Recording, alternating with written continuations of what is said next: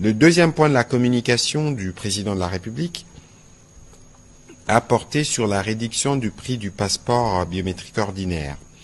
Fidèle à son engagement pris en 2019 afin de soulager nos compatriotes du poids financier lié à l'acquisition du passeport ordinaire biométrique, le président de la République avait alors décidé d'en réduire le coût à l'équivalent en francs congolais de 99 dollars américains.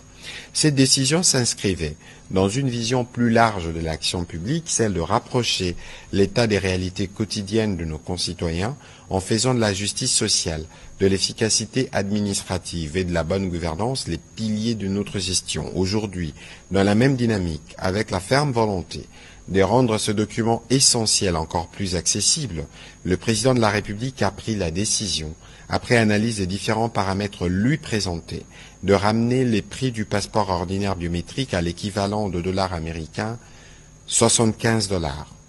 Cette mesure, à forte portée symbolique et sociale, vise à garantir à chaque citoyen et chaque citoyenne un droit fondamental, celui de pouvoir s'identifier et circuler librement sans que des conditions financières n'en constituent un frein.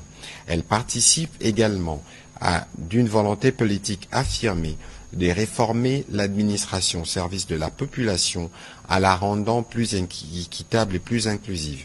Son exécution devra se faire avec rigueur, équité et responsabilité en tenant compte des éléments suivants. La préservation des engagements contractuels en cours afin de maintenir la crédibilité de l'État et sa capacité à honorer ses obligations essentielles.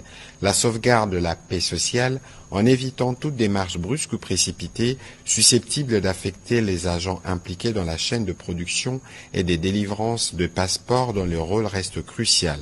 À cet effet, il a instruit la ministre d'État, ministre des Affaires étrangères, à engager sans délai une concertation approfondie avec le ministre d'État, ministre du Budget et celui des Finances. Par ailleurs, il est attendu que la ministre d'État en charge des Affaires étrangères soumette dans les meilleurs délais au gouvernement un calendrier clair et détaillé de mise en œuvre, comportant notamment la date précise du lancement officiel du nouveau passeport ordinaire biométrique avec la nouvelle tarification.